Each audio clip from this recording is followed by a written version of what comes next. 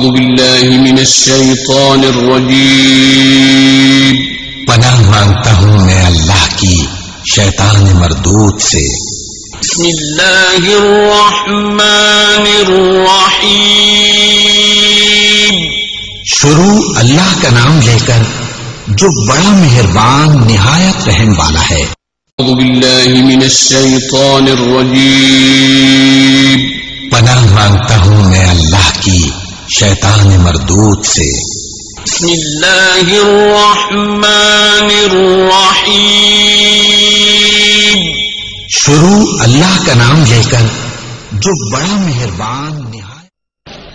من يهده الله فلا مضل له ومن يضلله فلا هادي له ونشهد أن لا إله إلا الله وحده لا شريك له ونشهد أن سيدنا وسندنا وحبيبنا ومولانا محمدا عبده ورسوله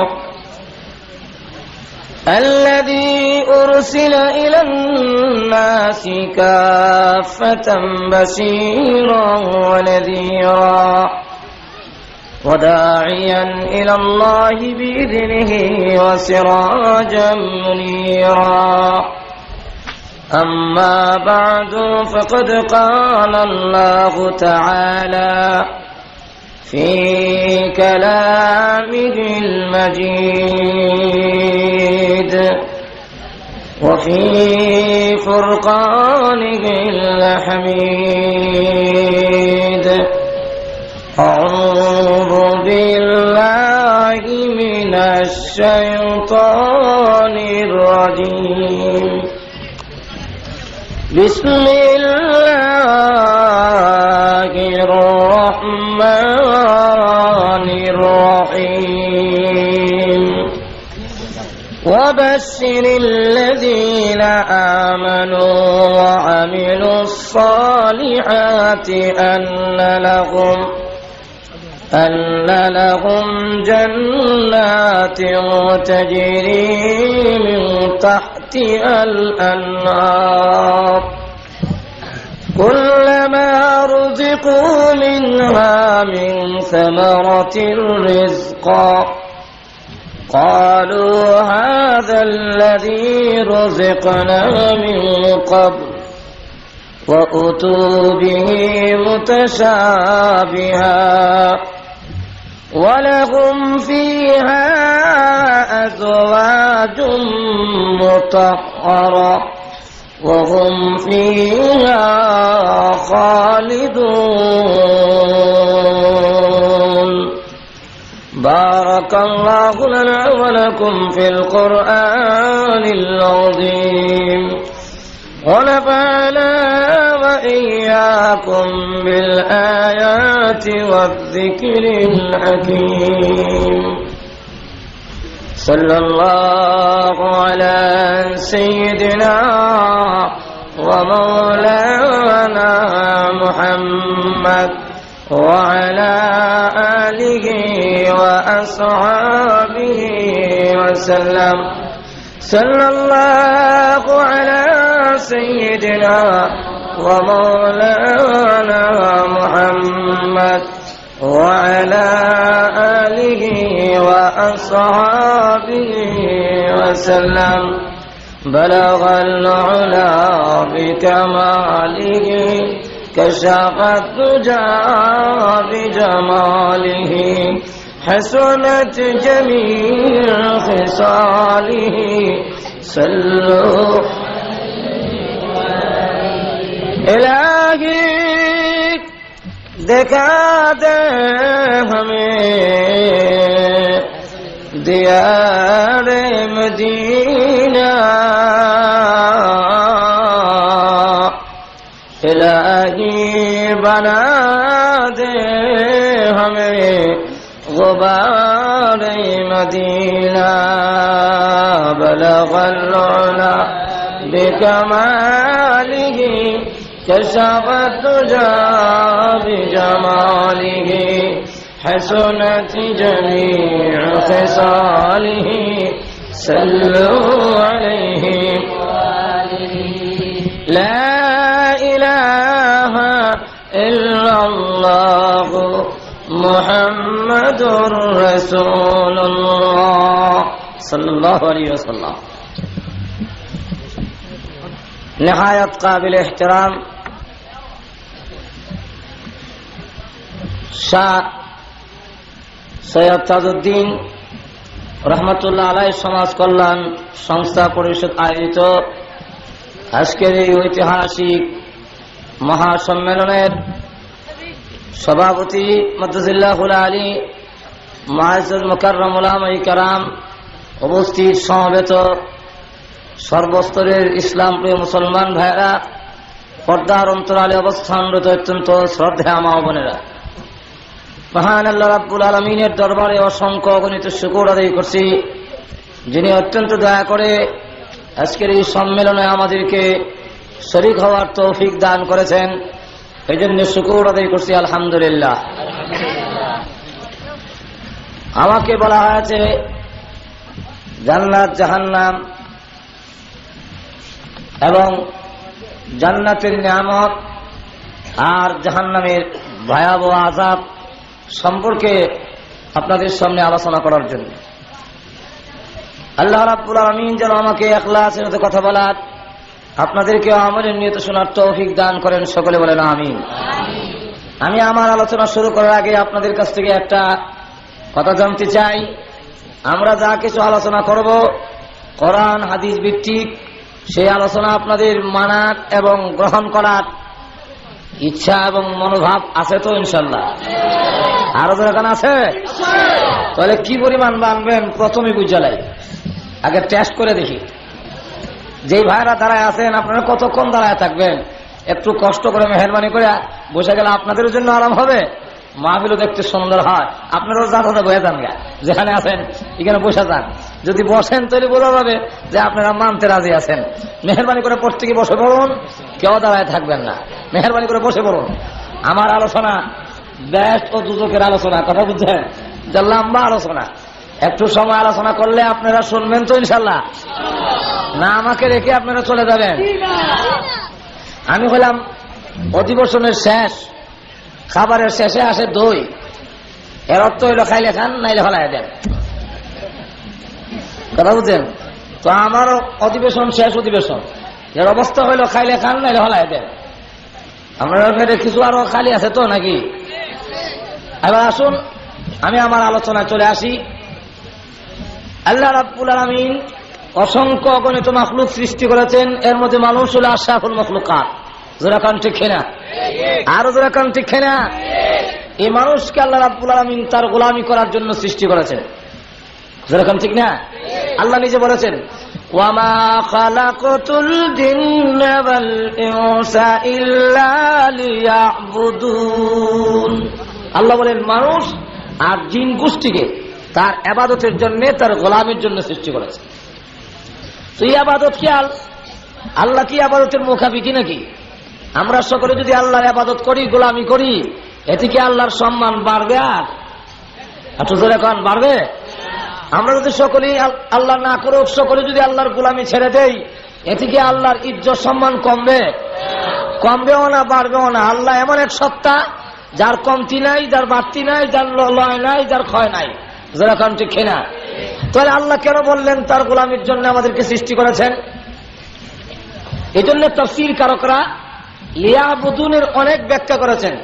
এর মধ্যে একটা ব্যাখ্যা হলো লিয়াবুদুন আই লিয়ানফাউন, মানুষের ফায়দা হবে, ইবাদত করলে তোমাদের লাভ হবে। যারা কান ঠিক না, মানুষ যদি আল্লাহর গোলামি করে, আল্লাহর দাসত্ব করে, এতে মানুষের লাভ। যখন কার লাভ? আরো যখন কার লাভ? মানুষের লাভ।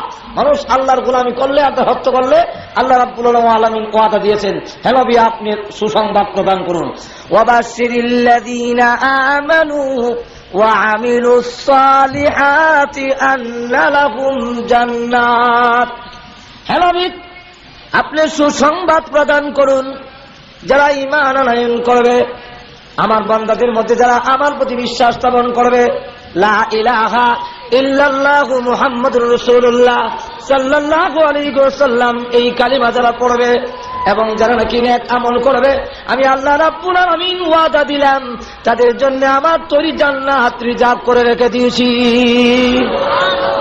আরেক আয়াতের মধ্যে আল্লাহ রাব্বুল আলামিন উল্লেখ করেছেন, ইন্নাল্লাযীনা আমানু ওয়া আমিলুস সালিহাতি কানাত লাহুম জান্নাতুল ফিরদাউসি নুজুলা। আল্লাহ রাব্বুল আলামিন বলেন, যারা কি ঈমান আনবে এবং আমলে সালেহ নেক আমল করবে, আমি আল্লাহ রাব্বুল আলামিন তাকে জান্নাতুল ফিরদাউসের মেহমান বানাবো। কোন জায়গার মেহমান? জান্নাতুল ফিরদাউসের মেহমান। কারণ জান্নাতুল ফিরদাউস তথা জান্নাত পেতে হলে পূর্ব শর্ত হলো ঈমানদার হইতে হবে। যেরকম কি হইতে হবে? আরো যেরকম কিদার। ঈমান না আনলে নবীর বাপ হইল খাতির নেই। যেরকম ঠিক না?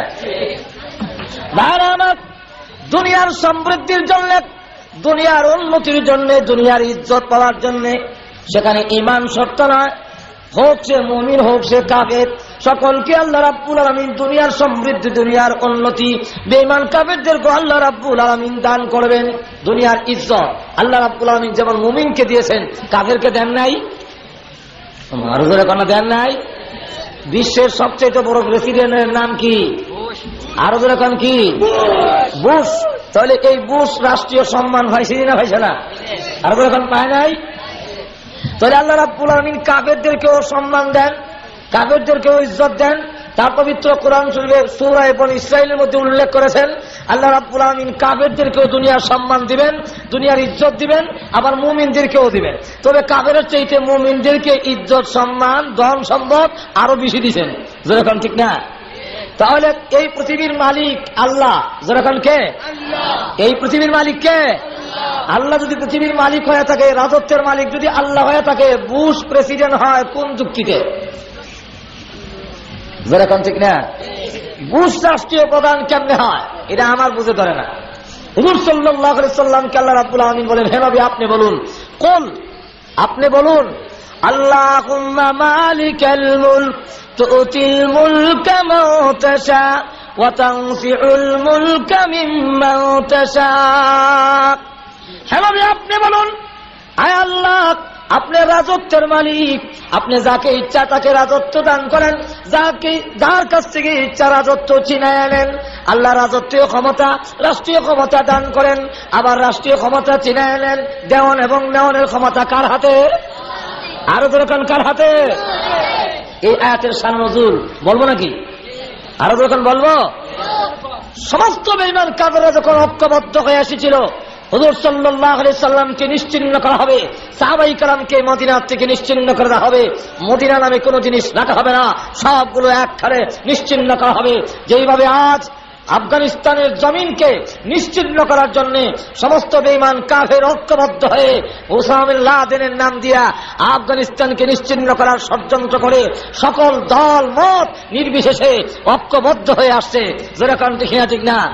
ঠিক তেমনি ভাবে মদিনা থেকে নিশ্চিহ্ন করা হবে, সমস্ত দল মত নির্বিশেষে ঐক্যবদ্ধ হয়ে এসেছে 15,000 সোলজার নিয়ে। এদের মধ্যে 4,000 সোলজার আছে, সৈন্য আছে, যারা একজন 1,000 সৈন্যের মোকাবেলা করতে পারে। হুজুর সাল্লাল্লাহু আলাইহি সাল্লাম তখন সাহাবীদেরকে নিয়ে পরামর্শে বসলেন কি করা যায়। তো সাহাবীদের মধ্যে একজন সাহাবী ছিলেন, তার নাম হলো সালমান ফারসি রাদিয়াল্লাহু আনহু। সেই সালমান ফারসি বলেন, হুজুর আমার বাড়ি তো পারস্যে, আমি দেখেছি বহিরাগত কোনো হামলা আসলে সেখানে আমরা বড় একটা খাল খনন করে ফেলি, যাতে করে দুশ্মন খালটা ডিঙ্গে আমাদের সামনে আসতে না পারে। অতএব আমরা যদি একটা খাল খনন করে ফেলি তাহলে মনে হয় আমাদের প্রতিহত করা, প্রতিরোধ করা আমাদের জন্য সহজ হবে। 3.5 মাইল লম্বা সালমান ফারসির পরামর্শে খাল খনন করার জন্য নির্দেশ দেওয়া হলো। 3.5 মাইল লম্বা, 10 হাত গভীর, 15 হাত প্রশস্ত এমন একটি খাল খনন করার জন্য রাসূল যখন নির্দেশ দিলেন, 40 জন লোককে 10 হাত জায়গা মাটি খনন করার জন্য নির্দেশ দেওয়া হলো। একটির মধ্যে রাসূলের নামও ঘোষণা করলেন। তো 10 ভিতরে হযরত সালমান ফারসির নামও ঘোষণা করা হলো যে সালমান ফারসি এই 10 হাতের ভিতরে মাটি খনন করবে। রাসূল 2টা দাগ দিয়েছেন, দাগের ভিতর দিয়ে তোমরা মাটি কাটবা। সালমান ফারসির যে বন্ধক করে দিয়েছেন আল্লাহ রসুল। এই বন্ধকের ভিতরে বিশাল একটা পাথর পড়ে গেল, যে পাথরটা ভাঙাও সম্ভব না, উঠানো সম্ভব না। আবার রসুলের দাগটা ডিঙ্গায় অন্যদিকে খাল খনন করে নেওয়া এটা যুক্তিসঙ্গত না। অতএব এখন কি করা যেতে পারে? আল্লাহ রাব্বুল আলামিন সকল সাহাবী বাদ দিয়ে সালমান ফার্সির বন্ধকের মধ্যে এত বড় পাথর কেন দিলেন? আল্লাহ বুঝাইতে চান, ও সালমান, তুমি পরামর্শ দিয়েছ খাল খনন করলেই কাবের প্রতিহত হয়ে যাবে, প্রতিরোধ করা যাবে। আসলে কাবেরকে প্রতিরোধ করা, প্রতিহত করা, কাবেরদের উপরে মুসলমানের বিজয়ী হওয়া, এটা সৈন্যের বলে নয়, অস্ত্রের বলে নয়, ক্ষমতার বলে নয়, খালের বিনিময় নয়, এটা আল্লাহর সাহায্যে মুসলমান বিজয়ী লাভ করে। যেরকম ঠিক না? এই জন্য সালমান ফার্সির বন্ধকের মধ্যে বিরাট বড় একটা পাথর পড়ে গেল। এখন তুমি না কইসলা যে এই খাল খনন করতে পারলে প্রতিরোধ করা যাবে, এখন পাথর কাটো, এখন তার পাথর সরাতে পারে না। হুজুর সাল্লাল্লাহু আলাইহি ওয়াসাল্লামের কাছে গিয়ে বললেন, হুজুর এখন পাথর তো পড়ে গেছে, পাথর রেখে তো আমরা খাল খনন করতে পারতেছি না। রাসূল তখন নিজে ওই কুদাল নিয়ে এসে যখন পাথরে আঘাত করলেন, রসুলের গায়ে এই পৃথিবীর 4000 পুরুষের গায়ে যেই পরিমাণ শক্তি, আল্লাহ একা রসুলকে সেই পরিমাণ শক্তি দান করছিলেন। হুজুর সাল্লাল্লাহু আলাইহি ওয়াসাল্লাম তখন সমস্ত শক্তি প্রয়োগ করে কোরআনের আয়াত পড়েন আর আঘাত করেন। যেই মাত্র আঘাত করেছে, আঘাত করার সাথে সাথে পাথরটা টুকরা হয়েছে, ঠিক সাথে সাথে আগুন ধরে উঠেছে। এই আগুনের ফুঁকাত যেই মাত্র জ্বলে উঠেছে, রসুল তখন বললেন আলহামদুলিল্লাহ। আবার যখন আঘাত করলেন, করে আর একটা টুকরা হলো, আগুন জ্বলে উঠলো, রসুল আবার বললেন আলহামদুলিল্লাহ। সাহাবীরা জিজ্ঞাসা করেন, ওগো আল্লাহর নবী আলহামদুলিল্লাহ বললেন কেন? রসুল বলেন, যেই মাত্র আগুন জ্বলে উঠেছে, ওই আগুনের ফুঁকাতে আমাকে আল্লাহ রাব্বুল আমিন রোম সম্রাটের সমস্ত রাজপ্রাসাদ বিল্ডিং গুলো আমার চোখের সামনে তুলে ধরেছে। যেই মাত্র বিল্ডিং গুলো দেখতে লাগলাম, এমনি জিবরাইল আমার কানে কানে কয়, ওগো আল্লাহর নবী সেই দিন বিশুদ্ধ নয়, এমন একদিন আসতেছে সেই রোমের রাজপ্রাসাদ গুলো আপনার উম্মতের পদতলে এসে যাবে। রসুল বলেন, তখন আমি আলহামদুলিল্লাহ বললাম। আবার যখন নাকি আমি আঘাত করেছি, আগুন জ্বলে উঠেছে, এই আগুনের প্রকাশের মাধ্যমে আল্লাহ পারস্য সম্রাটের সমস্ত রাজপ্রাসাদ বালাখানা বিল্ডিং গুলো আমার চোখের সামনে তুলে ধরলেন। জিবরাইল তখন আমার কানে কানে বলল, হুজুর ওই যে বিল্ডিং গুলো দেখা যায়, সেই দিন বেশি দূরে নয়, এই বিল্ডিং এর মালিক আপনার উম্মত হবে, সেই জায়গাও আপনার উম্মতের পদতলে এসে যাবে। রসুল বলেন, তখন আমি বললাম আলহামদুলিল্লাহ। যখন রসুল এই ঘোষণা দিলেন, কাফেররা তখন হাসে আর কয়, ক্রিটিসাইজ করে আর কয়, মুহাম্মদ শুনলে মুখে হাসি পায়, পেটে মাত্র বান্ধে রাখতে খাওয়ান নাই, ফিট ডাকবার কাপড় নাই, দুশ্মন প্রতিহত করার মতো ক্ষমতা নাই, খাল খনন করতেছে আগেই ভয়ে। আর সেই জায়গা বলে কোথায় রোম সম্রাট আর পারস্য সম্রাট নাকি তার উম্মতের অধীনে এসে যাবে। নাউযুবিল্লাহি মিন যালিক। আমরা যখন বলি যে আমেরিকা মহাশক্তির মালিক, সারা বিশ্ব এক হয়ে আফগানিস্তানের মতো ছোট্ট একটা দেশ হামলা করেছে, উসামা বিন লাদেনকে হত্যা করার জন্য 24 ঘন্টা টাইম দেওয়া হয়েছিল। কিন্তু আমরা যখন বলি সেই দিন বেশি দূরে নয়, এমন একদিন আসতেছে আমেরিকার হোয়াইট হাউসের মধ্যে ইসলামের পতাকা উড্ডীন হবেই হবে ইনশাআল্লাহ। তখন একদল আছে মুনাফিকের গোষ্ঠী, ওরা যখন আসেনি, আরো যখন আসেনি না মোল্লা, তালেবান শেষ, উসামা বিন লাদেন শেষ, যখন বলে না এরকম যখন বলে না। আসলে পরাজয় কি উসামা বিন লাদেনের না বুশের? কেমনে? সে বলছিল সারা বিশ্বের শক্তি আমার সাথে একত্রিত করে 24 ঘন্টার ভিতরে উসামা বিন লাদেনকে জীবিত অথবা মৃত বিশ্ব আদালতের সামনে হাজির করা হবে। যেরকম ঠিক না? 24 ঘন্টা গেল, 24 দিন গেল, 24 সপ্তাহ গেল, 24 মাস যাওয়ার পথে উসামাকে গ্রেফতার করবে দূরের কথা, তার পাগড়ির লেজের লাগালো এখনো হয়নি। যেরকম ঠিক না? ঠিক না? আর কিয়ামত পর্যন্ত বুশে হওয়া সম্ভব নয়। যেরকম ঠিক না? ঠিক না? এতে প্রমাণিত হয়ে গেল 24 ঘন্টায় পারল না, 24 সপ্তাহ পারল না, এতে প্রমাণিত হয়ে গেল বুশের পরাজয়। যেরকম ঠিক না? ঠিক না? আরো যেরকম ঠিক না?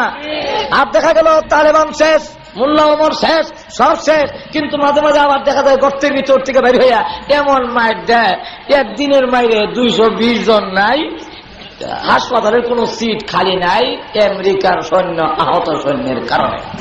যেরকম ঠিক না? ঠিক না?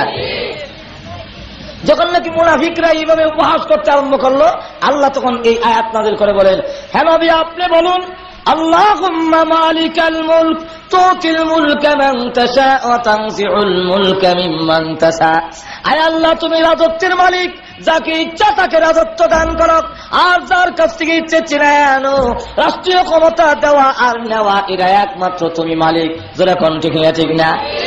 আল্লাহ যদি রাজত্বের মালিক হয়ে থাকে, নমরুদ কোন যুক্তিতে প্রেসিডেন্ট হয়, ফেরাউন কোন যুক্তিতে হয়, কোন যুক্তিতে কিল্টন আর বুশ রাষ্ট্রীয় ক্ষমতায় পায়, এটা আমার বুঝে ধরে না, আপনার বুঝে ধরেনি। আরো এরকম ধরে। এই বুশকে আল্লাহ সম্মান কেমনে দিল? এত বড় লাল গালিচা দিয়ে মানুষের সম্মান দেয়, এই সম্মান কেমনে হইল? কাফেররা সম্মান পায় কেমনে? আমি আপনারা একটা যুক্তি দিলে আপনারা বুঝে ধরবে। দেবো নাকি? আরো এরকম দেব?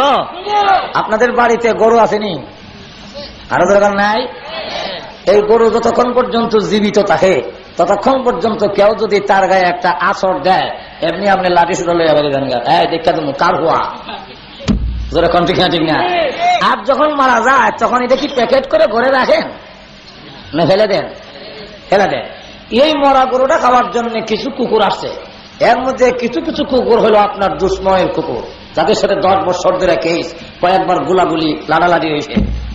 ওর কুত্তা খাইয়া মোটা হইয়া তাজা হইয়া জিব্বা বাইর করিয়া আর শ্বাস ফেলাইতে পারে না, খালি এখন যেরকম ঠিক না ঠিক না?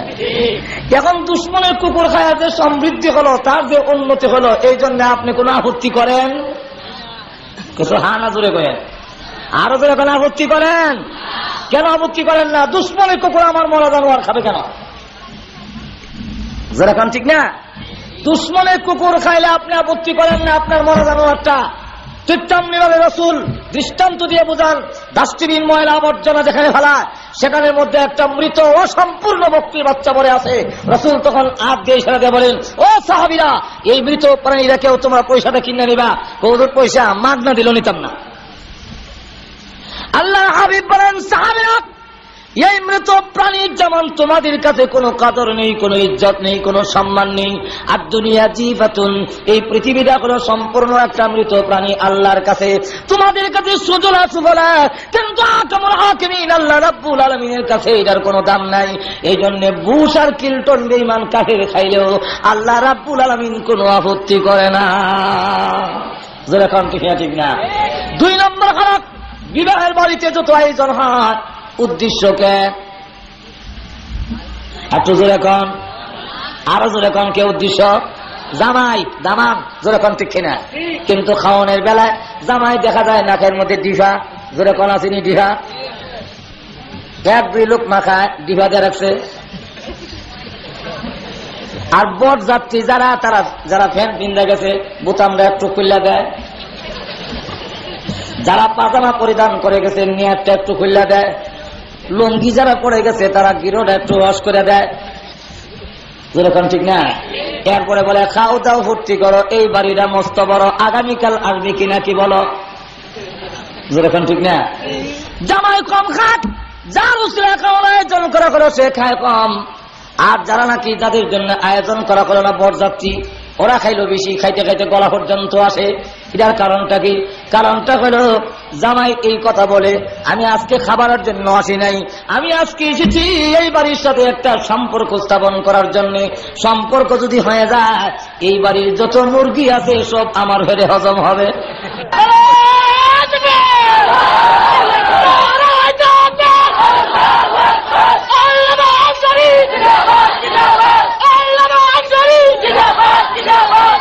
আর যেই সমস্ত বেঈমান কাফেররা, তারা যেহেতু জান্নাতে কোনো খাবার নাই, তারা তখন স্লোগান দেয়, গান গায়, খাও দাও ভর্তি করো, এই বাড়িটা মস্ত বড়, এই পৃথিবী মস্ত বড়, আগামীকাল বাঁচবে কিনা কি জানো?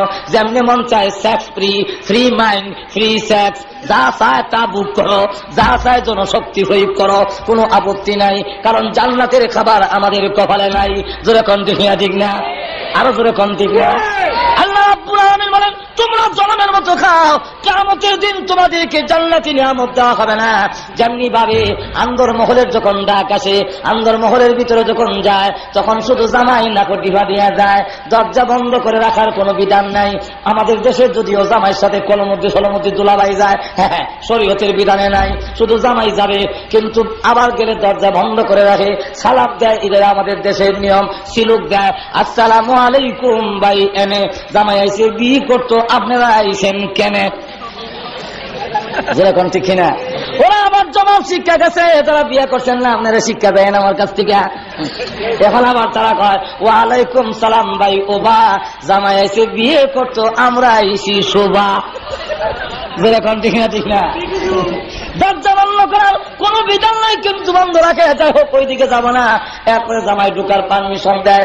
বরযাত্রী যদি ভিতরে যেতে চায়, সেখানে একজন সুন্দরী রূপসী সুরসী কন্যা গোমটা দিয়ে সুন্দর শাড়ি আঁচল একবারে নতুন শাড়ি পরিধান করে অলংকার লাগাইয়া আন্দরমহলের ভিতরে মাথা নিচে করে বসে আছে। ওই মহিলারা বরযাত্রীর জন্য নয়, শুধু জামাইয়ের জন্য রিজার্ভ করা আছে। যেরকম ঠিক না? ঠিক না? সেখানে যদি কোনো বরযাত্রী উকি দেয়, এমনি বাড়ির যেই কেহ যদি দেখে গাছটা ধরে নিয়ে বরযাত্রীর ঘরে, এই কথা হয়, এগুলো যায় না। যেরকম ঠিক না? ঠিক না? বরযাত্রীর ঘরে যাইতে দেয় না, দেখা আমি জামাইয়ের ঘরে আন্দরমহলে যেতে দেয় না, বরযাত্রীর ঘরে পৌঁছায় দেয়। ঠিক তেমনি ভাবে কিয়ামতের কঠিন ময়দানে আল্লাহ ডাক দিয়ে বলবেন, উদখুলুহা বিসালামিন আমিনিন। এই বান্দারা, জান্নাতের গেট তোর জন্য উন্মুক্ত, তোর জন্য খুলে দেওয়া হয়েছে। ভিতরে গিয়ে দেখ সুরসী সুন্দরী রূপসী কন্যা এমন সুন্দর আঁচল মাথায় দিয়া, মাথা নিচের দিকে দিয়ে তোর জন্য অপেক্ষা করতেছে। তার মাথার আঁচলটা, এই যে শাড়ির যে আঁচল, এটার দাম তামাম পৃথিবী বিক্রি করলেও আল্লাহ রসুল বলেন জান্নাতি হুরুল গিলমানের শাড়ির আঁচলের দাম হবে না। সেই কোনটা দিক সুন্দরের রূপসী কন্যা অলংকার লাগাইয়া জান্নাতের ভিতরে আন্দরমহলে যখন নাকি মাথা নিচের দিকে নিয়ে বসে আছে, ফেরেশতারা বলে ভিতরে ঢুকো, আন্দরমহলে ঢুকো। এমন সময় যদি কোনো বেঈমান কাফের ওই জান্নাতের আন্দরমহলের দিকে উকি মারে, আমরা তো বরযাত্রী ছিলাম, এখন আমি জান্নাতের ভিতরে যেতে চাই, আন্দরমহলে যেতে চাই, এমনি ফেরেশতারা গাছ ধরে ধাক্কা দিবে আর বলবে ওয়ামতাজুল ইয়াউমা আইয়ুহাল মুজরিমুন, যা জাহান্নামের ঘর, এটা হলো তোদের বরযাত্রীর ঘর, সেখানে যা, জান্নাতের আন্দরমহলে তোর মতো বুশের জায়গা নাই। যেরকম ঠিক না? ঠিক না? আরো যেরকম ঠিক কিনা? এজন্য আসল পরকালের নিয়ামত পাইতে হইলে, দুনিয়ার নিয়ামত, দুনিয়ার সমৃদ্ধি, দুনিয়ার উন্নতি, দুনিয়ার ইজ্জত পাইতে হলে ইমান শর্ত নয়, ইমানদার হইতে হবে না। কিন্তু আখিরাতের নিয়ামত পাইতে হলে ইমানদার লাগবে না? লাগবে না? আরো যেরকম লাগবে কিনা? আর না নবীর বাবা কইল খাতির নাই ইব্রাহিম আলাইহিস সালাতু সালাম সম্পর্কে। হযরত ইব্রাহিম আলাইহিস সালাম দোয়া করেন বাবা সম্পর্কে, কারণ বাবা সম্পর্কে ওনার তখন জানা ছিল না, উনি কোন অবস্থায় মারা গেছে তা তো জানা নাই। তাই তিনি ডাক দিয়ে বলেন, পরওয়ারদিগার রব্বুল আলামিন, আমার আব্বা যে আজরটা করেছিল গো, আমার আব্বারে জাহান্নামের আগুন থেকে মাফ দিয়ে দাও। আল্লাহ ডাক দিলেন, ইব্রাহিম তুমি কি আমার বিধান ভুলে গেছো? তুমি কি আমার বিধানের কথা মনে নাই? ঈমান না আনলে আমি আল্লাহ কাউকে মাফ দেই না। যেরকম ঠিক না? ঘুমাই গেছেন? তুমি আসতে পারি ঘুমাই গেছেন কেন কি আপনারা? ঈমান না আনলে মাফ দেয় না। সত্য বলে ঈমান আনতে হবে। আল্লাহ হাবিবের সন্ধান পাওয়া যায় না, কিছু সময়ের জন্য রাসূলের কোনো খোঁজ পাওয়া যায় না। এমনি সকল দিকে সাহাবেরা বের হয়ে গেলেন, ওমর একদিকে বের হলেন, আবু বকর একদিকে বের হয়ে গেলেন, হযরত আবু হুরায়রা আরেকদিকে বের হয়ে গেলেন। ওমর হাতে তরবারি ডাকতে বলেন, রে মদিনার মুনাফিকরা, আরে মদিনার বেঈমান কাফিররা, রাসূলের অনুসন্ধান করব, রাহমাতুল লিল আলামিনের সন্ধান যদি না পাই, আমি খাত্তাবের ছেলে ওমরের হাত থেকে একটা রেহাই পাবো না, সবগুলো আমি হত্যা করে ফেলবো। খলিফাতুল মুসলিমিন ওমর হাতে তরবারি নিয়ে ফেলেছে। আবু হুরায়রা একদিকে বের হয়ে গেল। আবু হুরায়রা বলেন, রাসূল কোন দিকে গেছে, কোথায় গেছেন তা কিভাবে আমি খুঁজে বের করব? তবে একটা মাপকাঠি আছে, একটা সন্ধান করার যন্ত্র আমার কাছে আছে। রাহমাতুল্লাহ আলামিন যে রাস্তা দিয়ে যেতেন ওই রাস্তা দিয়ে মেশকে আম্বরের গ্রাম আসতো। আবু হুরায়রা বলেন, আমি রাস্তা বের হইয়া নাক টানতে আরম্ভ করলাম, রাহমাতুল্লাহ আলামিন কোন পথ দিয়ে গিয়েছেন। এমনি এদিকে আমার নাকের মধ্যে গ্রান আসতেছে, ওই গ্রানকে ফলো করে আমি রওনা হলাম। যেতে যেতে এক বাগানের কাছে গিয়ে দেখি যেন জান্নাতের এই সুগ্রান বাগানের ভিতর থেকে আসতেছে, মেশকাম্বরের সুগ্রানটা যেন বাগানের ভিতর থেকে আসতেছে। তাই আমি চাইলাম বাগানের ভিতরে ঢোকার জন্য, কিন্তু চতুর্দিকে ওয়াল দেওয়া, ঢোকার কোনো রাস্তা পাই না। হঠাৎ করে একটা গর্ত পেয়েছি, ওই গর্ত দিয়ে আমি বাগানের ভিতরে ঢুকবো। ঢুকে গিয়ে দেখি আল্লাহর হাবিব রাহমাতুল লিল আলামিন ওই বাগানের ভিতরে ধ্যানমগ্ন অবস্থায় আল্লাহর দরবারে উম্মতি উম্মতি বলে কাঁদতেছে। আমি জানতে বললাম, ইয়া রাসূলুল্লাহ, ইয়া হাবিবাল্লাহ, সমস্ত সাহাবীরা পাগলে না হয়ে গেছে, মদিনায় কিয়ামত দাঁড়িয়ে হয়ে গেছে, আপনি বাগানের ভিতরে উম্মতি উম্মতি বলে কাঁদলেন, মেহেরবানি করে বের হয়ে আসুন। আল্লাহর হাবিব বলেন, ওরে আবু হুরায়রা, এই মুহূর্তে আমি বের হব না, আমার কান্দার কারণে আল্লাহর রহমতের সাগরে জোশ উঠে গেছে। আল্লাহ রাব্বুল আলামিনের দরবারে আমি উম্মতি উম্মতি বলে কেঁদেছি। সকল উম্মত, সকল মানুষ রাসূলের উম্মত, ইহুদি খ্রিস্টান বৌদ্ধ মুসলিম মুসলমান সব তো রাসূলের উম্মত। যেরকম ঠিক না, উম্মত দুই প্রকার, একদল উম্মতের নাম উম্মতে ইজাবত, আর এক উম্মতের নাম হলো উম্মতে দাওয়াত। একদল উম্মত রাসূলের দাওয়াত গ্রহণ করেছে, আর একদল উম্মতে রাসূলের দাওয়াত গ্রহণ করে নাই। বেঈমান কাফেররা রাসূলের দাওয়াত গ্রহণ করে নাই। রাসূল সকল উম্মতের জন্য কান্দে, আল্লাহুম্মা উম্মতি, আল্লাহুম্মা উম্মতি। উম্মতের ভিতরে ইহুদি আছে, উম্মতের ভিতরে খ্রিস্টান আছে, উম্মতের ভিতরে মুশরিক আছে। রাসূল সকল উম্মতের জন্য কান্না, এই কান্না দেখে আল্লাহ দয়া এসে গেছে। আল্লাহ রাব্বুল আলামিন ডাক দেবেন, নবী আমার, আমি আপনার দরখাস্ত মঞ্জুর করলাম, আর কান্দেন না গো, তবে একটা শর্তের সাথে আমি আল্লাহ আপনার উম্মতকে জান্নাত দিব। আপনি এই কথা জানায়া দেন, যে ব্যক্তি ঈমান আনবে, মান ক্বালা লা ইলাহা ইল্লাল্লাহ ফাদাখালাল জান্নাহ। আল্লাহ রাসূল বলেন, হে আবু হুরায়রা, আল্লাহ রাব্বুল আলামিন আমার দরখাস্ত মঞ্জুর করে একটা শর্তের সাথে আমার উম্মতকে আল্লাহ জান্নাত দিয়া দিছে। একটু জোরে বলুন সুবহানাল্লাহ। এই মুহূর্তে রাস্তায় গিয়ে ঘোষণা দে, মান ক্বালা লা ইলাহা ইল্লাল্লাহু ফাদাখালাল জান্নাহ। মান হলো এখানে শর্ত হলো, মান যেটা এটা মানে শর্তিয়া বলা হয়। শর্ত হলো যেই ব্যক্তি লা ইলাহা ইল্লাল্লাহ পড়বে আর তার দাদা হলো, তার প্রতিদান হলো ফাদাখালাল জান্নাহ। তার শর্ত হলো দাখালাল জান্নাহ, তার দাদা হলো, আর শর্ত হলো লা ইলাহা ইল্লাল্লাহ। যেই ব্যক্তি লা ইলাহা ইল্লাল্লাহ পড়বে তার প্রতিদান হলো জান্নাত। সুবহানাল্লাহ বলছেন না? আল্লাহ রাসূল আবু হুরায়রা যা ঘোষণা দেখ, আবু হুরায়রা বলেন, হুজুর যেখানে আপনার সন্ধান পায় না, এখন আমি গিয়া যদি বলি লা ইলাহা ইল্লাল্লাহ, মায়ের একটু মাটি ছড়ত না, আমরা সকলে মারবে। হুজুর বলেন, এই নাও জুতা দিলাম, জুতা লইয়া যাও, যদি কেউ বিশ্বাস না করে আমার জুতা দেখাইও। কেউ বলেন আবু হুরায়রা রাসূলের জুতা মাথায় লইছেন, কেউ বলেন বুকুল তুলে প্লে বাড়িছে, দাওয়াত দিব। প্রথমে যে লোকটাকে গাইলেন, এই লোকের নাম হলো হযরত উমর। কি নাম? গরম না ঠান্ডা? ওমর, রাসূলের সন্ধান পাইছি। পাইছ কোথায় বলবো পরে? আগে বলো লা ইলাহা ইল্লাল্লাহ ফাদাখালাল জান্নাহ। ওমর কয়, হ্যাঁ লা ইলাহা ইল্লাল্লাহ, বাস একটা সব। হযরত আবু হুরায়রা বলেন, খাররাল ইফতি, আমি চোর খাইয়া দুধে গিয়া আমার 17 জন করছি। আর উমরের সবটা রাসূল বলছেন দাওয়াত দেওয়ার জন্য, তুমি আমার চোর মারলা, আমি এখন রাসূলের কাছে বিচার দেব। আপনি বলেন না দাওয়াত দেওয়ার জন্য? হ্যাঁ বলছি। আমার উমরের চোর মারলো কেনা? দেখে উমর ভিজে খারা, আমার তুমি অত তাড়াতাড়ি কেমন আইলে? আমার কান্দ ভর দিয়েছ কত জন্য খারা, আমার চোর মারছ কেউ? চোর মারলে কেন? হুজুর আপনি তো আল্লাহর রহমতের সাগরে ডুবন্ত ছিলেন, আপনি যে বলছেন তা তো সত্য, কিন্তু সাধারণ পাবলিক এটার অর্থ বুঝবে না। তারা মনে করবো নামাজ না পড়লেও চলবো, লা ইলাহা ইল্লাল্লাহ বললেই ছাড়বো। রাসূল বলেন, আবু হুরায়রা, উমর যেটা বুঝছে ঠিকই বুঝছে, আর সাবধান এইভাবে কইও না।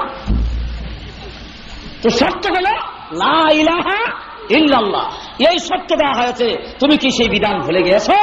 ও ইব্রাহিম, তুমি কি জানো না আমি কাফেরদেরকে মাফ দিব না? ইব্রাহিম আলাইহিস সালাম ডাক দেন, আল্লাহ তুমি তো তাও বলেছো পয়গম্বরদেরকে কিয়ামতের ময়দানে কোনো অপমান করবে না। হ্যাঁ এটা তো ঠিক। তো দুইটা ঠিক হয় কেমনে? একটা না ঠিক হইব? আল্লাহ দুটোই ঠিক, দুটো ঠিক কেমনে? কেমনে দেখবা নাকি? বলে হ্যাঁ, এমনি ইব্রাহিম আলাইহিস সালাতু ওয়াস সালামের দুই হাতের মাঝখান দিয়া জাহান্নাম পর্যন্ত সমস্ত পর্দা সরাই দেওয়া হয়েছে। ইব্রাহিম আলাইহিস সালাম জাহান্নামের দিকে তাকায় দেখেন অদ্ভুত একটা প্রাণী জাহান্নামের আগুনে জ্বলতেছে। আল্লাহ, একটা প্রাণী যে জাহান্নামের আগুনে জ্বলতেছে সেটা তো চিনছি না। আল্লাহ ডাক দেবেন, এটি হলো তোমার বাবা আজর ঠাকুরটা। হ্যাঁ, আজর ঠাকুর আমার আব্বা? বলে হ্যাঁ। তো সুরত তো চিনা যায় না? ওইটা আমি করছি। কেন করছেন? তো তোমার ইজ্জত সম্মান রক্ষার জন্য আমি তোমার আব্বার সুরত পরিবর্তন করে দিয়েছি, যাতে লোকেরা তোমার আব্বা চিন্না তোমাকে লজ্জা দিতে না পারে। আমি আল্লাহ সুরত পরিবর্তন করে দিয়েছি। পরকালের শান্তি পাওয়ার জন্য আল্লাহ রাব্বুল আলামিন ওয়াদা দিয়েছেন। তাই প্রথমে বলেন ওয়াবাশশিরিল্লাযীনা আমানু ওয়া আমিলুস সালিহাত। প্রথম নম্বর হলো ঈমান যারা আনবে। আল্লাহ রাব্বুল আলামিন বলেন, হ্যাঁ আমি সুসংবাদ দেন আমার বান্দাদেরকে, যারা নাকি প্রথমে লা ইলাহা ইল্লাল্লাহ পড়ে ঈমান আনবে, আমি আল্লাহ তাদের জন্য আমার তৈরি জান্নাত রিজার্ভ করে রেখে দিয়েছি, যাকে ছোট্ট বেহেশত দেওয়া হবে। এই বেহেশতটা হবে এই পৃথিবী 10টা পৃথিবীর সমান। আটু জোরে কন্যা সুবহানাল্লাহ। আর উপরেরটা কত বড় বলবো নাকি? আরো জোরে কোন বলবো? ছোটটা বড়টা বলতে গেলে একটু সময় লাগবে, আমার অসুবিধা হবে? আরো জোরে কোন অসুবিধা হবে? অসুবিধা না হলে শুনুন, জান্নাতুল ফেরদাউস কত বড়, সবটার মাঠ দেওয়া সম্ভব নয়। শুধু জান্নাতুল ফেরদাউসের ভিতরে একটা মাঠ আছে, সেই মাঠটার বর্ণনা দিই। জিবরাইল আলাইহিস সালাতু ওয়াস সালামের 600 নূরের পাকা আছে। এইভাবে পাকা প্রশস্ত করলে পৃথিবীর এক প্রান্ত থেকে আরেক প্রান্ত লাগাল হয়, একবার নিচের দিকে নামাইলে আবার উঠাইলে যে স্পিড হয় 1000 বছরের রাস্তা যেতে পারে। তাহলে 600 পাকা দিয়ে একবার নিচে নামাইলে উপর দিকে উঠাইলে কয় হাজার বছর যাইব? 6000। সুবহানাল্লাহ। জিবরাইল আলাইহিস সালাতু ওয়াস সালাম, হুজুর আমার 600 নূরের পাকা দিয়া আমি জান্নাতুল ফেরদাউসের ভিতরে একটা মাঠ আছে, যার নাম মাজিদ। ওই মাঠের এক প্রান্ত থেকে আরেক প্রান্ত যাওয়ার জন্য আমার 600 নূরের পাখা দিয়া 70 বছর পর্যন্ত নামাইলাম উঠাইলাম, কিন্তু জান্নাতের ময়দানে কোনো কুল কিনার আমি পাইলাম না। এখন চিন্তা করেন, মাঠটা যদি এত বড় হয়, জিবরাইল আলাইহিস সালাতু ওয়াস সালাম বলেন, যেখানে সিদরাতুল মুনতাহা থেকে পৃথিবী পর্যন্ত আসতে গেলে একটা মানুষ চোখ উপর দিকে উঠাইয়া আবার এমনি নিচের দিকে নামাইতে চোখ ফাঁকি দিতে যদ্দূর সময় লাগে, এর ভিতরে সিদরাতুল মুনতাহা থেকে পৃথিবীতে আমি পৌঁছে যায়। এত জোরে বলেন সুবহানাল্লাহ। তাহলে সেই জিবরাইল যদি 70 বছর ফাঁকা মাইরা ময়দানের কোনো কুল কিনার আসে না, তাহলে এবার চিন্তা করেন মাঠটা কত বড় আর জান্নাত কত বড়। এত জোরে বলেন সুবহানাল্লাহ। বেহেশতের মধ্যে নিম্নে 100 তালা, উপরে হইল 6666 তালা। না সুবহানাল্লাহ কবেন কেমনে? ওই মুতি জিল গিয়া 30 তালা বিল্ডিং দেখা ঠিক না, 30 তালা বিল্ডিং।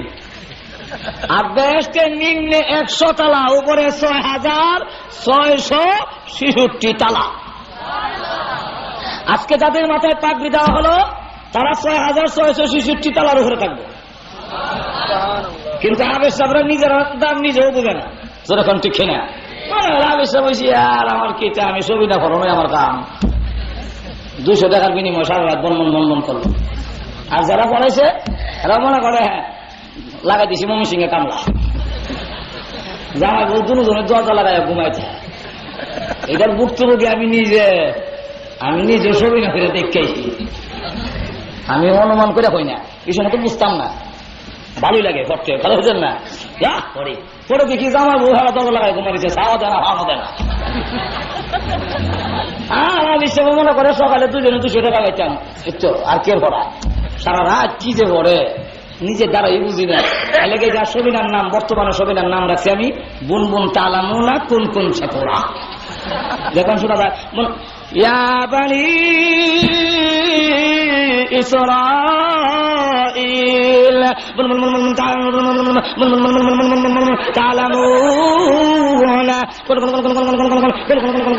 শাকুরা।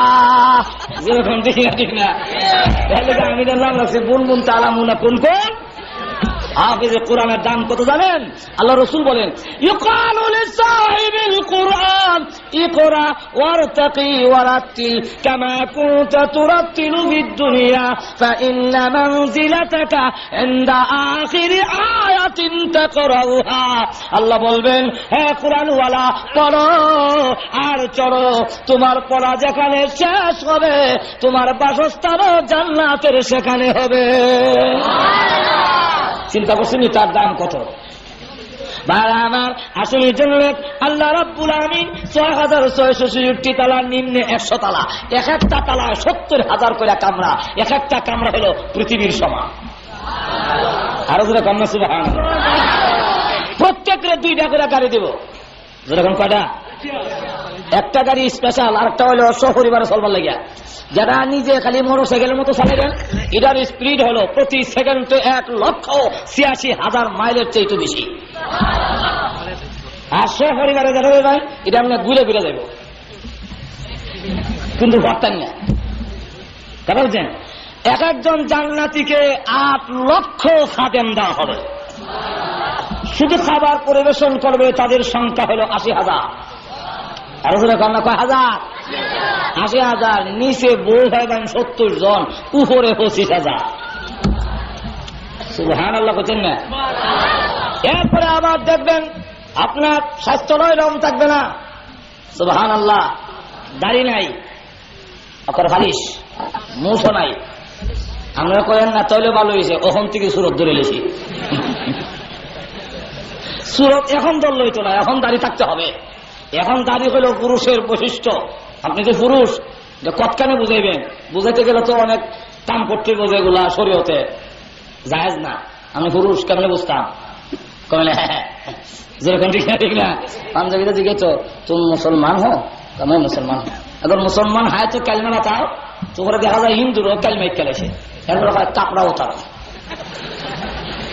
যেরকম ঠিক না, ঠিক না। আপনি যে পুরুষ বোঝাবেন কেমনে? বলে এটা আমার মুখে দাড়ি, যেরকম ঠিক না, ঠিক না। এরা হলো বীরত্বের লক্ষণ, শ্রেষ্ঠত্বের লক্ষণ। মনের রাজা হলো সিংহ, তার মুখে কেমন সাপ দাড়ি, যেরকম ঠিক না, ঠিক না। আরো যেরকম ঠিক কিনা। এখন বেহেশতে যাওয়ার পরে দাড়ি থাকবে না, শুধু একজনের দাড়ি থাকবে, ওনার নাম আদম আলাইহিস সালাম। যেরকম কি নাম? আরো যেরকম কি নাম? আদম আলাইহিস সালামের দাড়ি থাকবে, আর কারো দাড়ি থাকবে না। কেন? উনি হলেন সকলের বাবা। ওনার দাড়ি না থাকলে আবার ছেলে আর বাপে ফেস লেগে যাবি। ওনার দাড়ি আর কারো দাড়ি নাই। সকল দাড়ি থাকবে না, মোষ থাকবে না, মাথায় আবার লম্বা চুল থাকবে।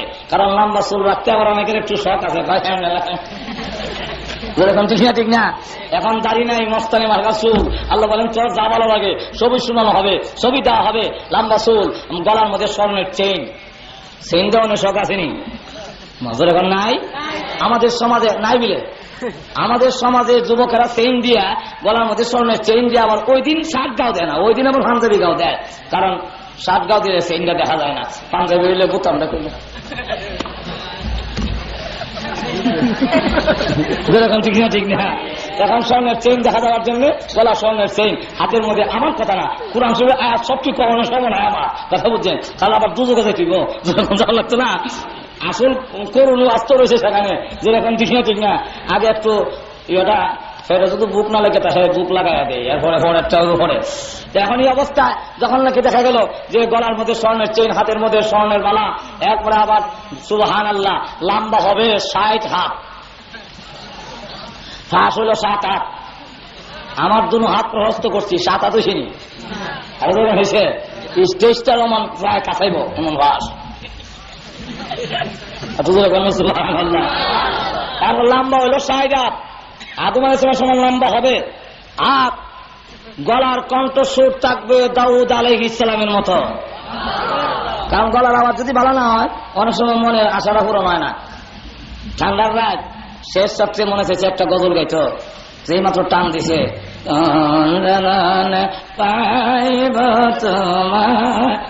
এমনি গুতা দেখো ছাগলের লাগান কে লেগে বেমারি চাষ বলার আওয়াজটা বাড়ানো দিকে কোথালাম না। জান্নাতের ভিতরে কণ্ঠস্বর দাউদ আলাইহিস সালামের মতো হবে, আর চেহারার রং হবে ইউসুফ আলাইহিস সালামের মতো, চরিত্র হবে মুহাম্মদুর রাসূলুল্লাহর মতো। তখন তাকে এই জান্নাতি পুরুষ সুবহানাল্লাহ পুরো গিলমান তার দিকে তাকাইয়া 10 বছর তাকাইয়া বলবো এমন সুন্দর পুরুষ আর জীবনে কোনোদিন দেখছি না। বেহেশতের ভিতরে ঢুকবেন, আপনার জন্য যে এই চেয়ারটা হবে, চেয়ারটার উচ্চতা হলো আলা ফুরুশিম মারফুআ। এই আয়াতের ব্যাখ্যা রাসূল নিজে তাফসীর করেন, জমিন থেকে আকাশ পর্যন্ত উঁচা হবে স্প্রিং। সুবহানাল্লাহ। ওর মধ্যে আবার অর্ধশায়িত চেয়ার, মুত্তাকিইনা আলা সুরুরিন মুতাকাবিলিন, এমনি অর্ধশায়িত, সামনে বউ সামনে আর আপনি চেয়ার, স্বামী স্ত্রী দুজন যদি ভালো একটা বাড়ির মধ্যে, তারপরে দুইজন দুই চেয়ার মধ্যে এলান দিয়ে বইয়া প্রেম আলাপ করা যায়, ওহ কত মজা। যেরকম ঠিক না?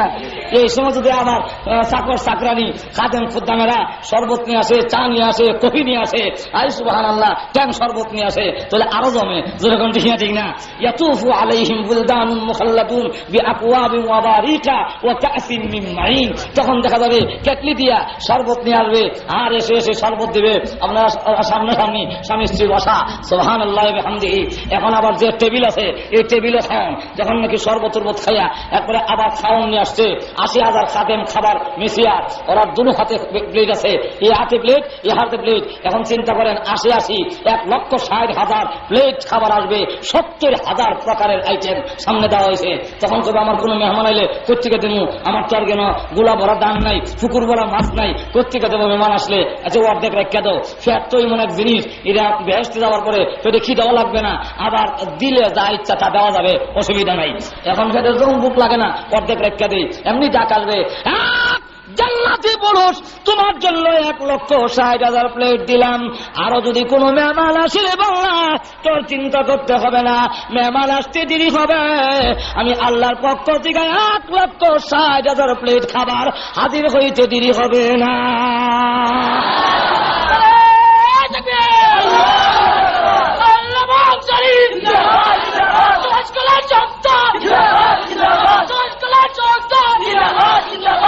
এইভাবে যখন নাকি খাবার নিয়ে আসবে, সুবহানাল্লাহ 1,60,000 প্লেট সামনে হাজির।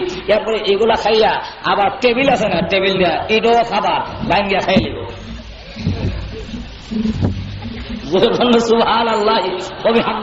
প্রথম যে বেহেশতের নাস্তাটা দিবে, এই নাস্তাটা হইল তাম পৃথিবীর মাটির রস চিপা ভাই করবে, এর মধ্যে আঙ্গুর, নাশপাতি, বেদানা, আম, কাঁঠাল, জাম, সাম যা আছে সব এর মধ্যে মজা আছে। এই মজার রস একত্রিত করিয়া জাল দিয়া কাই বানাইয়া এটা তো রুটি বানানো হবে, আর মাছের কলজা দিয়া যখন খাওয়ান দিব রুটিটা লাগাইয়া মজা, এমন মজা জীবনে খাইছি না। এইভাবে জান্নাতের ভিতরে মার্কেট আছে, সেখানে মার্কেটে যাবে স্ত্রী নিয়ে, মার্কেটে যাওয়ার শখ আসেনি, আসেনি? আমার আছে, আপনারও আছে কিনা জানি না, যাই না আর কি। যদি যাইতাম মনে বড় আশা, বড় শখ লাগে, কিন্তু যাইতাম পারি না, কথা বুঝছেন না? বেহেশতে যাওয়ার পরে সেখানে মার্কেট আছে, স্ত্রী নিয়ে ঘুরবেন, এমনি দেখে দোকানে গেলে মালিক নাই, শাড়ি লটকানো, একটা ছবি লটকা রয়েছে, ছবির মধ্যে একজন মহিলা 3 টাকা দিয়ে এমনি কার রয়েছে, এমনি দেখে এটা বউ হইলে ভালো আছে, এটা তো সুন্দর একটু বেশি দেখা যায়, কইতে দিবি বউ, এটা ছবির থেকে সত্যিকারের মহিলা হইয়া নামতে দেরি হইত না। এরপরে আবার গান শোনানো হবে, গান শোনানোর শখ আসেনি? না আসেনি? গান শুনান দুনিয়াতে হালাল না হারাম? আর সারো মাজাম মতে হারাম, সারো তরিকায় হারাম, যেরকম ঠিক না, আরো যেরকম ঠিক না। এখন এটা বিভিন্ন নামে হোক, আমাদেরকে গান যেহেতু হারাম, এই জন্য আমরা গান শুনি না, শুনবো না, এই জন্য শয়তান চক্রান্ত করিয়া এখন গানের নামের আগে একটা শব্দ লাগাইছে। আচ্ছা পায়খানা হালাল না হারাম? আরো যেরকম পায়খানা কারণ জায়েজ নি? আচ্ছা কোন হুজুর যদি পায়খানা করে, আপনারা দিলা কুলুর লইয়া পায়খানা করছে, নবীজির তরিকা অনুযায়ী সুন্নত তরিকায় পায়খানা করছে, এই পায়খানার যদি আমি প্যাকেট করে ওপরে লেখা দেই ইসলামী পায়খানা, জায়েজ হবে নি? আরো যেরকম জায়েজ হবে? আমাদের সমাজে এখন ইসলামী গান বেরিয়েছে, গান আবার ইসলামী হয় কেমনে? কি বেরিয়েছে আমাদের এখানে? কি গান? ইসলামী গান। প্রেম বাজারে আমার যাওয়া, যেরকম আসেনি? যেরকম আসেনি না? প্রেম বাজারে আমার যাওয়া, যেরকম আসেনি না নাই? গান যদি ইসলামের নাম দিয়েও বলা হয় তাহলে এটা হালাল না হারাম? আরো জোরে কান। আমার গান আমার এলাকায় যারা গান গায়ে রাখা, কোন কিতাবে লেখা আছে গো হারাম বাজনা গান? কোন কিতাবে লেখা আছে? আরে গান যদি হারাম হইতো বিলালে কি আজান দিত? তোর মাতা গান যদি আরাম হইতো বিলালে কি আজান দিত? আচ্ছা হয়েছে, গান যদি আরাম হইতো বিলালে কি আজান দিত? আজানের সাথে গানের কি সম্পর্ক? কোন সম্পর্ক আছে? এই বাতিলের কাম হয়ে যায়। এরপরে আমাদের দেশের একজন গায়ক, সুবহানাল্লাহ, আপনাদের সিলেটের প্রসিদ্ধ গায়ক, তার নাম আমির উদ্দিন, আসেনি? আরো যখন আসেনি, তার কিছু কিছু গান আছে যেগুলা ইসলামের উপরে কটাক্ষ করা হয়, কিছু কিছু গান আছে যেগুলা ইসলামের উপরে আক্রমণ হয়। কেউ যদি ইসলামের উপরে কটাক্ষ করার কথা বলে, কেউ যদি ইসলামের বিধিবিধানের উপরে আক্রমণ করে, তখন তার ইমান তাহে আরো যে গান। তার কিছু লিখিত গান আমার কাছে জমা আছে, বলবো? আরো যখন বলবো, দেখা দিই আপনাদেরকে। আর মসজিদ যদি আল্লাহর ঘর হবে, নবী কেন ভাঙে? আমি চলো করতেছি, আমি বললাম গান গাই না, এটা একটা গায়া দেখাইতেছি। নকলে কুহুর, কুহুর না বাস, কুহুরি নকল করে কুহুরি। আমি চলো করতেছি, আমি বললাম গান গাই না, এটা একটা গায়। আর মসজিদ যদি আল্লাহর ঘর হবে, নদী কেন ভাঙে? কোরআন যদি আল্লাহর কিতাব হবে, তেল চূড়া কেন খায়? অমুল্লাজি কোরআন বুঝে পড়নি। যখন আসেনি, আরো যখন আসেনি, আমার তো শুনেন বলা নাই গান। তো তার কথায় কি বোঝা গেল? মসজিদ যদি আল্লাহর ঘর হবে, নদী কেন ভাঙে? মাঝে মাঝে নদীর ঘর মসজিদ ভাঙে না? তাহলে সে বলতেছে মসজিদ যদি আল্লাহর ঘর বলতে নদী ভাঙতো কার লেগা? তাহলে বোঝা গেল এটা আল্লাহর ঘর না। আর কোরআন যদি আল্লাহর কিতাব হবে, তেল চূড়া কেন খায়? মাঝে মাঝে কোরআনের হাতা তেল চূড়া, তারপরে উলু খায় না? আর যখন খাইলা না, যত্ন না রাখলে, ব্যাখ্যা দিলে, 1 বছর ভিতরে না ধরলে তেল চূড়া বা উলু কিছু খাইলা। হ্যাঁ, কোরআন যদি আল্লাহর কিতাব হবে, তেল চূড়া কেন খায়? তাহলে বোঝা গেল কোরআন আল্লাহর কিতাব। এরপরে আমরা গুতা দিয়া কয় অমূল্যাজি কোরআন বুঝা বরণী। যেমন বোঝা যায় এখন কোরআন বুঝবার লাগে আমরা আমির উদ্দিন কাছে যাইতে যেরকম, ঠিক না? ঠিক না? তেমনি ভাবে আবার দেখেন না গান, আমাদের দেশে কুসংস্কার জান্নাতের পথ থেকে সরাবার জন্য, জাহান্নামের পথে নিয়ে যাওয়ার জন্য শয়তান মাথা বেঁধে লেগেছে, যেরকম, ঠিক না? ঠিক না? এখন আমাদেরকে দেখেন কত কুসংস্কারে লিপ্ত করে দিয়েছে। আবার দেখা যায় নবীর ফাতেমা দিয়া গান গায়, যেরকম গায়নি? আরে কুলসুমের গীত, আর যেরকম আমার চ্যালেঞ্জ কিয়ামত পর্যন্ত 10 লক্ষ সেই হাদিস আছে, কোন একটা হাদিসে যদি এমন ঘটনা দেখাতে পারে, জিহ্বা টান দিয়ে ছেড়ে ফেলবো যে হযরত উসমান গনি মেলা করেছিলেন, ফাতেমাকে দাওয়াত দেননি, রাসূল সারা কাপড় পরিধান করে মাহফিলে ওই জিয়াফতের কিনারে বসাছিলেন, এমন কোন ইতিহাস, এমন কোন ঘটনা যদি কেউ কোন কোরআন কিতাবে দেখাতে পারে, জিহ্বা টান দিয়ে ছেড়ে ফেলে দেওয়া হবে। সম্পূর্ণ মিথ্যা, সম্পূর্ণ বানানো, সাহাবীদের উপরে কটাক্ষ করার জন্য ইহুদি খ্রিস্টানদের ষড়যন্ত্র, যেরকম, ঠিক না? ঠিক না? কিটা আরে উসমান গনি মেলা করলাম, ফাতেমার গিলা করলাম, আমি সব কালা মাত্র রইল।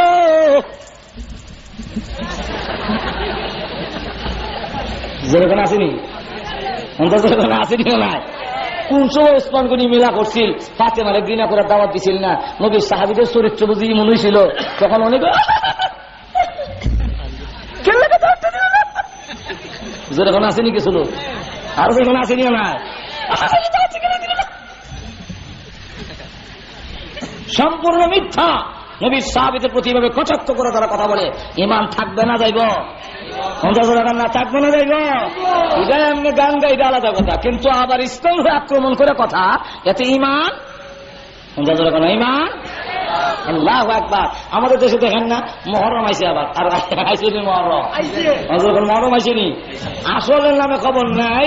মহরম আইলে দেখবেন এমনি খরচ রোজা রাখে না, মহরম আইলে রোজা রাখে, জুতা ভাও দেয় না, তেল মাথার দেয় না, তরকারি খায় না, নিরামিষ খায়, পানি খায় না, শরবত খায়, যখন আসিনি এরপরে লঙ্গি উল্টাইয়া এমনি এগুলো ব্যান দিয়া আমি নিজে গিয়ে কইরে দেখেছি। আমরা তো মনে করেন না আমতাজি কই, আমার ছাত্র যেমন আমি একদিন গেছি গিয়ে দেখেছি এমনি লঙ্গি উল্টাইয়া এরপরে একবার বিশ্বাস সিন্ধু দেখে দেখে হয়ে কয় আর অন্যরা এটা যোগান দেয়।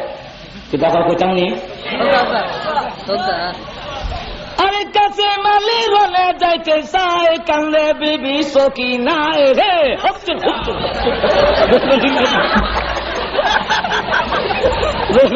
ঠিক না আরো জোরে কান ঠিক কিনা আসেনি এরপরে কি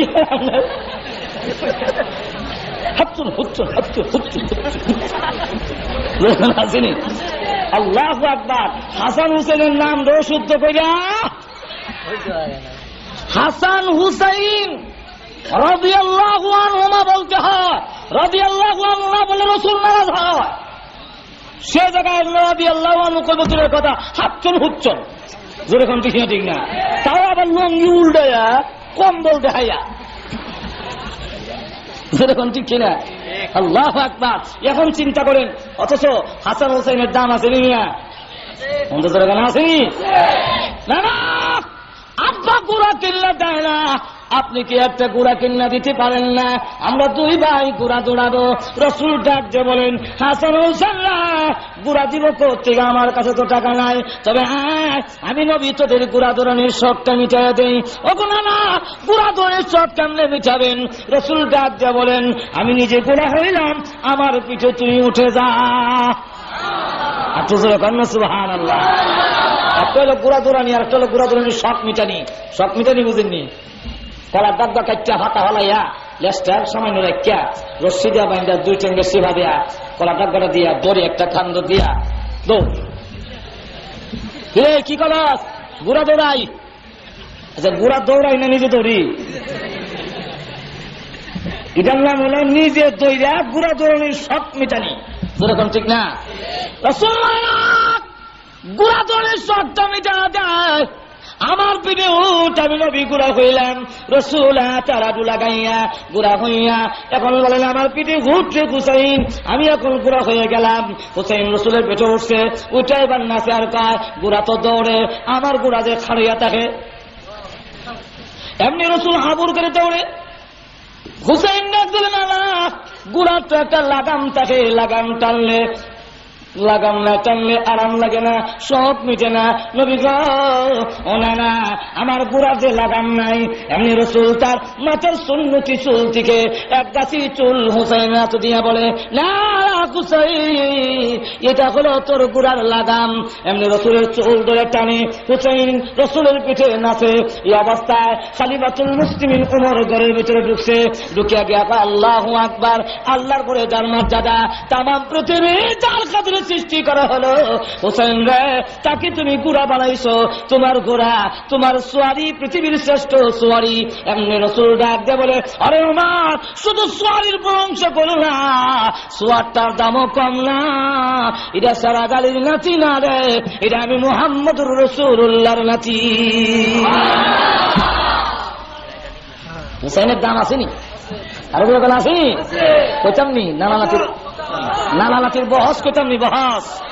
আরো যখন বললো অসুবিধা হইতেছে আমার আর লাগাল ভাই না ভাই সারাসারি নাই ঘুমা গেছেন গা। ইদানিং আর ইসাইডে তো কোনো মাহফিল আছে বলে মনে হয় না, সুতরাং আর তাড়াতাড়ি সারাসারি নাই। রাজি আছে না? আপনারা আবার মনে করেন না যে আমি বুঝি সারা থেকে পারতাম না, আমার আরো সমস্যা আছে। বসায়েন না বুঝলে মনে হয় আজকে সারা রাতে মনে ছাড়তো না। হাসান হোসেন হযরত হুসাইন 4.5 বছর বয়স, রসুলের কুলে বসে জিজ্ঞাসা করে নানা গো আপনার শ্রেষ্ঠ না আমি শ্রেষ্ঠ, আপনার দাম বেশি না আমি হুসাইনের দাম বেশি? রসুল বলেন হুসাইন রে কার সাথে তুমি তুলনা দাও? আমি রসুল আমি তোমার নানার দাম অনেক বেশি। এমনি হুসাইন আমার বেশি, আমার বেশি, তোমার বেশি লোক আমার থেকে তোমার বেশি কেমনে হবো? কেমনে হবে এটা কি বলতে হবে নাকি? বলে হ্যাঁ বলো। কথা বলেন আপনার আব্বা কারা? ঘুমে গেছেন 4.5 বছরের বাচ্চা এই যুক্তি দেওয়া কথা বলাটা চিন্তা করছিনি তার ব্রেইন তার হাওয়া তার জেহেন কত ডাক দিয়া কয় আপনার আব্বাকে, আমার আব্বা আব্দুল্লাহ। ও খালি আব্দুল্লাহ যে, শুধু আব্দুল্লাহ, আগেও কোনো ডিগ্রি নাই, পিছনে কোনো ডিগ্রি নাই। আপনার আব্বা হলে শুধু আব্দুল্লাহ, কয়জনে ছেলে কি ডিগ্রি আছে? আর আমার আব্বাকে আপনি চিনেন, হুসাইনের আব্বারে চিনে না। আর হুসাইনের আব্বাকে রসুল চিনেন নি? তো আপনি আমার আব্বা ছিলেন, তোমার আব্বাকে বল দেখি। আমার আব্বা হলো মদিনার সবচেয়ে বড় আলেম।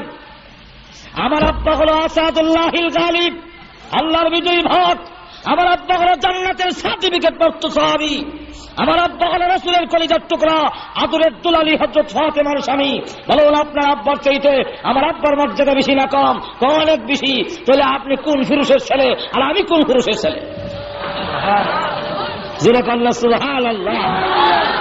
রাসূল ডাক দেয়া কয় আর কি আছে বলো? কারো বলতে হবে বলে হ্যাঁ। তাহলে বলুন আপনার মাকে।